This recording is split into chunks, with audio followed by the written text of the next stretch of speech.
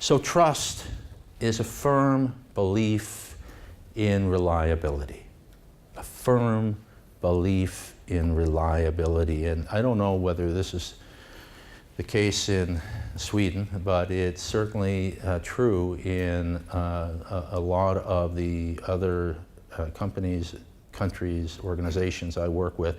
Trust is at a premium. And trust is at a premium, especially as it pertains to leadership. So it's important that we're working hard to ensure that the container of trust, how we're holding our change process, the context for the change process, is strong. So there are 4 ways that we build and support trust. The first way is by setting context. And what that means is, here's where I'm headed, here's why I'm going there. We're educating people about what we want, what we need, what we mean, without expecting that they will know. And you know, sometimes we're terrible at setting context. It's the backstory. It's why we're doing what we're doing. If we don't provide that information, sometimes our plans land as though they're directives, and people resist. People go into resistance without some, because you know, your workforce is highly educated, and people want to understand why. And context provides the answer to the question, why? And that builds trust. The second way we build trust is through word congruence. Another way of saying congruence is alignment. What I think, what I say, what I do line up. What I think, what I say, what I do line up. Who has kids? Okay, a lot of us. Our kids are checking us out all the time. Oh, Daddy. I've heard this obviously more than once. Oh, Daddy, you said this yesterday, but you're saying this today. So I'm out of alignment.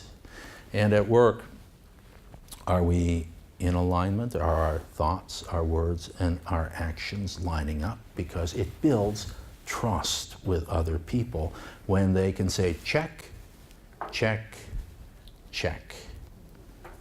But if they can't say check, check, check, then we've got a bit of a problem brewing. The third way we build trust is through commitment, and that our commitments are not only words, but they're also that we're taking a stand for something. Now, when change is multi-year, it requires a big commitment held over time, and that's rigorous work. So we've got to be very careful before we announce change that we're actually going to follow through over the long haul, because it has an impact on the trust base when we don't. And people are not stupid. You know, you lied to me once, you lied to me twice. I don't give you the chance to lie to me a third time. The fourth way we build trust is through character. And character is really an announcement that we stand by our values and our principles, especially in difficult moments. That we're principle-based, that we're value-based, especially in difficult moments, especially when other people are behaving differently than that. And that our commitment to character isn't conditional on what other people are doing. It's a commitment that we make to ourselves.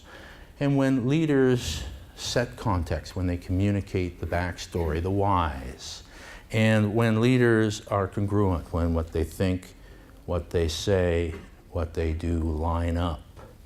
And when leaders act over the long term from commitments, and when leaders are character-based, they build trust. They build trust.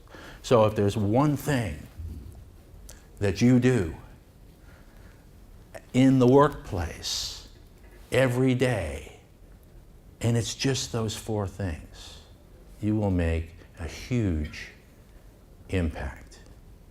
A huge impact.